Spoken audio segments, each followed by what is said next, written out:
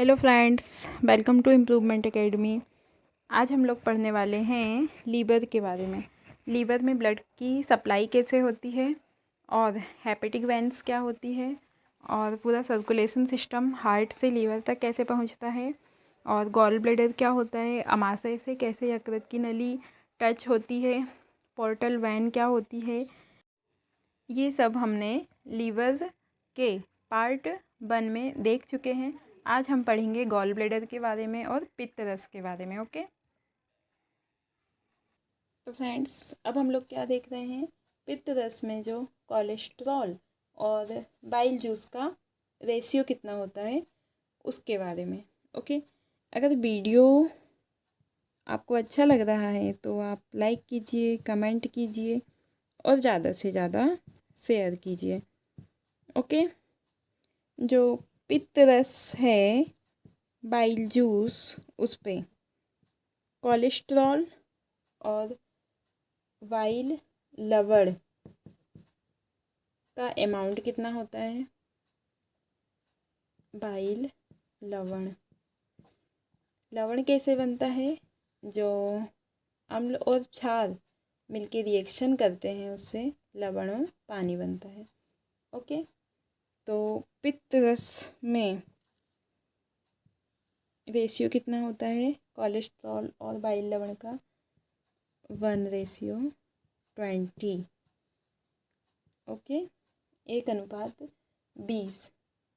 यदि इसका रेशियो कम हुआ, यदि हमारे शरीर में बाइल जूस बनने में कुछ ना कुछ प्रॉब्लम हुई या कुछ बीमारी या किसी और कारणवश बाइल लवण के कम ज़्यादा होने पर जो भी कंडीशन बनेगी तो इसमें रेशियो कम हो जाता है। तो रेशियो कितना हो जाएगा कोलेस्ट्रॉल और बाइल लवण का, 1:8 अगर हुआ तो इस कंडीशन में क्या होता है, पित्ताशय में पथरी हो जाती है।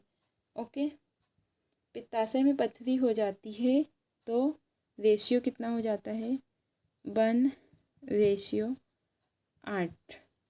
ओके, कब, जब पित्ताशय या गोल ब्लैडर में पथरी होती है। अब डॉक्टर ये पथरी को आजकल लेजर के द्वारा भी ठीक कर देते हैं या अल्ट्रासोनिक वेव्स से पथरी को तोड़ दिया जाता है। तो इस प्रोसेस का नाम क्या है, लिथोट्रिप्सी। लिथोट्रिप्सी लिख लीजिए आप लोग, लिथोट्रिप्सी। लिथोट्रिप्सी क्या है, जब गॉल ब्लैडर में पथरी हो जाती है उस कंडीशन में जो गॉल ब्लैडर की पथरी को अल्ट्रासोनिक वेव्स के द्वारा तोड़ा जाता है उस प्रोसेस का नाम है लिथोट्रिप्सी। ओके, अभी इससे पहले की एक कंडीशन हमने पढ़े थे कि गॉल ब्लैडर को ही काट कर अलग कर दिया जाता है ऑपरेशन में, उसका नाम क्या था, कोलोसिस्टेक्टोमी। और इस प्रोसेस का नाम क्या है, लिथोट्रिप्सी। अब एक दिन में कितना पित्त रस बन जाता है ये देखते हैं।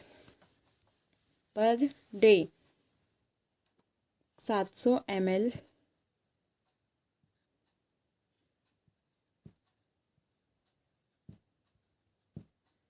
पित्त रस। ओके, 700 ml पित्त रस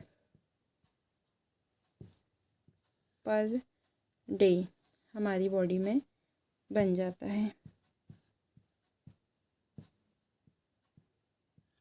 पित्त रस, ओके, और पित्त रस का जो पीएच होता है कुछ कुछ बुकों में 7.8 होता है और कुछ बुक में 8.3 से लेके 8.6 भी होता है। तो इस पे आप कंफ्यूज नहीं होइएगा कि पित्तरस का पीएच 7 कुछ बुक में 7.8 है और कुछ बुकों में 8.3 से लेके 8.6 दिया हुआ है।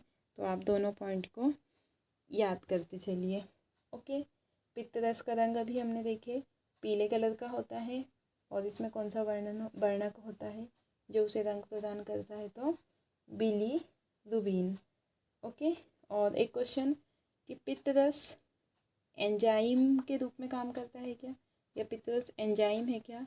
तो पित्तरस एंजाइम नहीं है, बस पित्तरस में लवण पाए जाते हैं। तो पित्तरस के जो लवण है उसका नाम लिख लेते हैं। पित्तरस के लवण में पहला नाम है सोडियम ग्लाइकोलेट।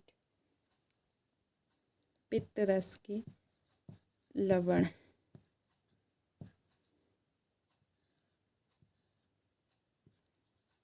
पहले लवण का नाम है सोडियम ग्लाइकोलेट और सेकंड लवण में भी सोडियम कॉमन है, सोडियम टेराकोलेट।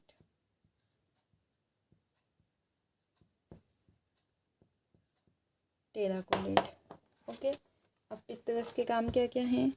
तो अभी हमने देखे थे अम्लीय भोजन को क्षारीय बनाना, और ये जो एंजाइम्स होते हैं जो अग्नाशय रस निकलता है उसमें जो एंजाइम्स होते हैं तो उनको प्रेरित करता है ये, मतलब कि पित्तरस वसा का पाचन करता है और एंजाइम्स को काम करने के लिए प्रेरित करता है। ओके, और जो ग्रहणी के पीएच मान को नियंत्रित करता है। नियंत्रित कैसे करता है मैंने अभी बताया था कि अमाशय का जो भी भोजन होता है वो HCl मिक्स वाला रहता है, मतलब अम्लीय होता है। तो पीएच क्या करता है, उसको मेंटेन करके चलता है, ज़्यादा एसिडिटी बढ़ ना जाए, इसलिए उसको क्षारीय बनाता है। ओके, और अम्ल और क्षार मिलके क्या बन जाते हैं, लवण बन जाते हैं।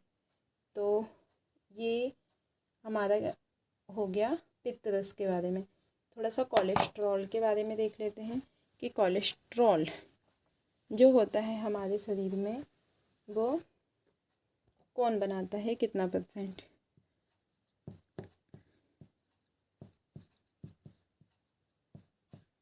तो जो कोलेस्ट्रॉल का 75% भाग कौन बनाएगा, लीवर, और बाकी का जो 25% कोलेस्ट्रॉल होता है वो जो हम खाना खाते हैं उससे बनता है। ओके, तो कोलेस्ट्रॉल अगर ज़्यादा हो जाएगा तो उससे क्या होता है, हार्ट अटैक की संभावना होती है, मोटापा होता है और भी अन्य बीमारियां होती हैं।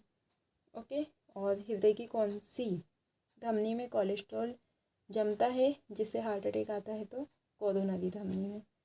और हृदय की कोरोनरी धमनी में कोलेस्ट्रॉल के जमने से जो बीमारी होती है उसका नाम क्या है, एस्थेरोस्क्लेरोसिस। लिख लीजिए आप लोग, एस्थेरोस्क्लेरोसिस। ये सब जितने फैक्ट मैंने आपको बताया ये सब एक एक नंबर के बहुत IMP ऑब्जेक्टिव्स हैं जो कंपटीशन एग्ज़ाम में पूछे जाते हैं। ओके, अब हम लोग देखते हैं यकृत के कार्य।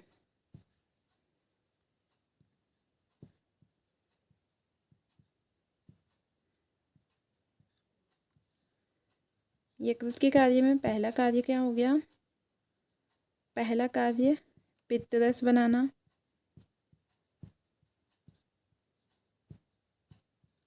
सेकंड काम क्या है, यकृत अमोनिया को यूरिया में बदल देता है।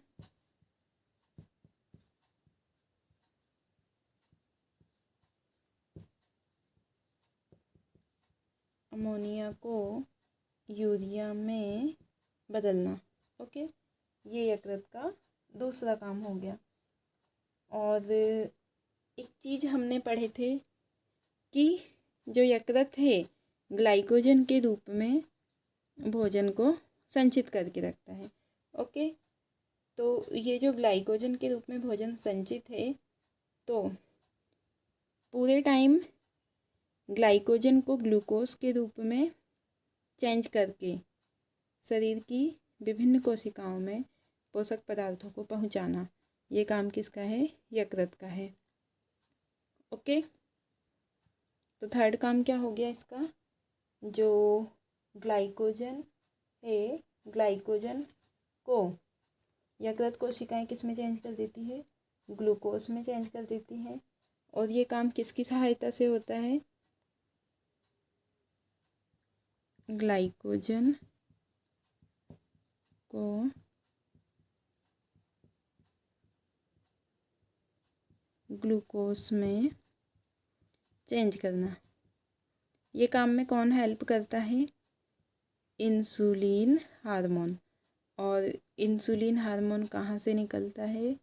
अग्नाशय की जो कोशिकाएं होती है, लैंगरहैंस की दीपिका, उस पे बीटा सेल्स से इंसुलिन निकलता है। ओके, तो ये हुए यकृत के 3 काम। और भी काम है इसके, आगे देखते हैं। 4th नंबर का, यकृत का 4th नंबर का काम क्या है? जो एंजाइम्स होते हैं, एंजाइम्स सीक्रेट करना, मतलब एंजाइमों का सीक्रेशन, जो क्या करता है? प्रोटीन, वसा, कार्बोहाइड्रेट आदि के उपापचय में हेल्प करता है। ओके, तो 4th काम हो गया यकृत का, एंजाइम्स का स्त्रावण या सीक्रेशन,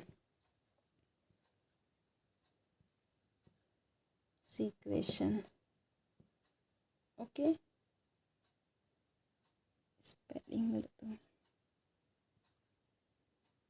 एंजाइम्स का सीक्रेशन, ये 4th काम हो गया।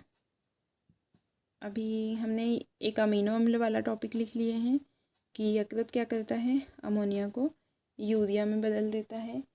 और जो आवश्यकता से अधिक अमीनो अम्ल अगर हो जाती है तो उसको क्या करता है? पाइरुविक अम्ल में भी चेंज कर देता है। ओके, अब यकृत का एक बहुत ही इम्पोर्टेंट काम है हिपेरिन का निर्माण करना।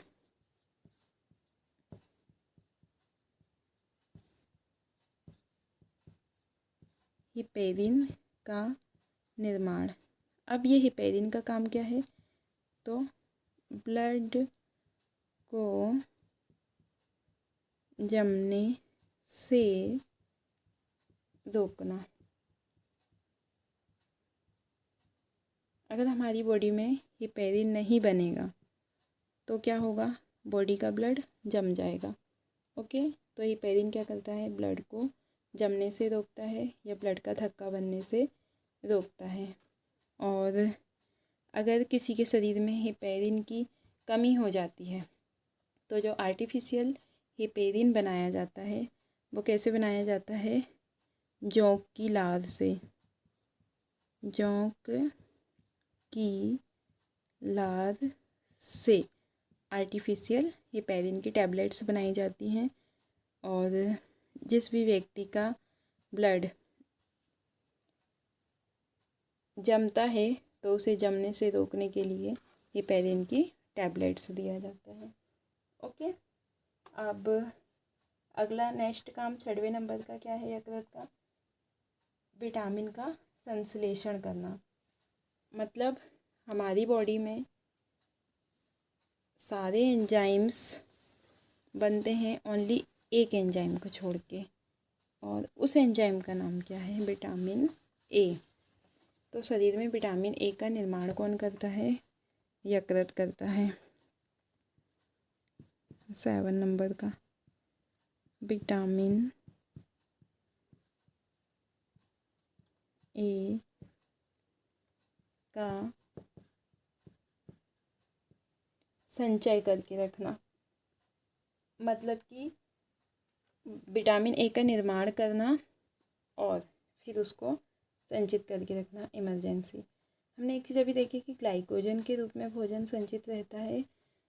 तो हम लोग देखो 24 घंटे तो हम लोग खाना खाते नहीं रहते, हम लोग कुछ ना कुछ अंतराल में खाना खाते हैं, जैसे 4 घंटे 5 घंटे, और कभी कभी हम लोग 6-7 घंटे के बाद खाना खाते हैं। तो हमारे जो शरीर के ऑर्गन्स हैं वो तो दिन भर काम करते हैं कंटिन्यू, तो उनको थोड़ी थोड़ी मात्रा में पूरे टाइम खाना प्रोवाइड करने का काम किसका है? यकृत का। यकृत में जो ग्लाइकोजन के रूप में फूड संचित रहता है वो समय समय पे ग्लूकोज पे चेंज हो जाता है, और इससे सारे ऑर्गन्स को प्रॉपरली वर्क करने के लिए खाना मिलते रहता है। ओके, अब जो विटामिन ए है उसका संचय करके कौन रखता है? यकृत रखता है। ये भी हमने देख लिए। नेक्स्ट क्या है यकृत का काम? जो ग्लाइकोजन तो करता ही है संचित, उसके साथ साथ वसा और विटामिन डी, विटामिन ए, पित्तरस, रुधिर, पानी, लोहा, तांबा, पोटेशियम, ये सब खनिज लवण का संचय भी यकृत करके रखता है। ओके, अब एक क्वेश्चन बहुत ही इंटरेस्टिंग क्वेश्चन है और बहुत आईएमपी क्वेश्चन भी है, उसके बारे में देख लेते हैं कि जो भ्रूण अवस्था होती है, भ्रूण अवस्था, भ्रूण को इंग्लिश में बोला जाता है एम्ब्रियो। भ्रूण अवस्था में ब्लड कौन बनाता है? तो भ्रूण अवस्था में ब्लड बनाने का काम किसका होता है? यकृत का होता है। ओके, मतलब लीवर का काम। भ्रूण अवस्था में मतलब एम्ब्रियो स्टेज में ब्लड बनाने का काम कौन करता है? लीवर करता है। और जब हम वयस्क हो जाते हैं, युवा अवस्था में, युवा अवस्था तक ब्लड बनाने का काम कौन करता है? और मतलब जब भ्रूण अवस्था में नहीं रहते हैं उसके बाद जो ब्लड बनता है वो बॉडी में कहाँ पे बनता है? तो बोन मैरो या अस्थि मज्जा। बोन मैरो भी 2 प्रकार के होते हैं, रेड बोन मैरो और वाइट बोन मैरो। ये सब हम लोग आगे पढ़ेंगे। ओके, अब जो आरबीसी की कब्रगाह कहा जाता है, स्प्लीन, उस पे क्या होता है? आरबीसी मरती हैं, मतलब जो आरबीसी शरीर के काम की नहीं रहती हैं तो वो डेली स्प्लीन मतलब प्लीहा में जाके नष्ट हो जाती हैं। ओके, स्प्लीन के साथ साथ आरबीसी जो है और डब्ल्यूबीसी वो यकृत में भी मरती हैं। क्या? आरबीसी और डब्ल्यूबीसी। आरबीसी क्या है? रेड ब्लड सेल्स, और डब्ल्यूबीसी क्या है? White blood cells. ओके, अब दोनों में अंतर क्या है? यकृत में अगर आरबीसी मरी तो ये हमेशा के लिए ही नष्ट हो जाती है, लेकिन अगर स्प्लीन में मरती हैं तो इमरजेंसी के टाइम पे वहाँ पे रिकवर भी हो जाती है आरबीसी। इसलिए स्प्लीन को क्या कहा जाता है? Blood bank. इमरजेंसी में हम लोग ये जो मरी हुई आरबीसी है इसी से स्प्लीन रिटर्न नई वाली आरबीसी जनरेट कर लेता है। ओके, इसलिए स्प्लीन को क्या बोला जाता है? आरबीसी का कब्रगाह भी बोला जाता है और ब्लड बैंक भी बोला जाता है। अब स्प्लीन होता कहाँ है? तो जो स्टमक होता है, स्टमक में पीछे की साइड यहाँ पे स्प्लीन स्थित होता है, अमाशय के पीछे वाले भाग में। ओके, तो ये रहा हमारा आज का टॉपिक लीवर के बारे में और स्प्लीन के बारे में। ओके, अब अगर लीवर से रिलेटेड कोई भी क्वेश्चन एग्ज़ाम पे आए तो आप लोग उसको इजीली कर सकते हैं। और अगर आप लोगों को लीवर वाले टॉपिक से रिलेटेड कोई भी डाउट है तो आप कमेंट बॉक्स पे टाइप कीजिए, या तो जो कॉन्टेक्ट नंबर है उस पर कॉल करके PDF और ऑफलाइन क्लासेस के बारे में आप लोग इन्फॉर्मेशन ले सकते हैं। और भी जो अपडेट्स हैं तो उसके बारे में आप लोग कॉल करके इन्फॉर्मेशन ले सकते हैं। तो आप लोग हमारा जो इम्प्रूवमेंट एकेडमी चैनल है उसको लाइक कीजिए, शेयर कीजिए और सब्सक्राइब कीजिए। हाँ, और हाँ, कमेंट करना ना भूलिए। ओके, तो मिलते हैं नेक्स्ट वीडियो में। Thank you for watching this channel. Thank you so much. मिलते हैं नेक्स्ट वीडियो में। Okay, bye.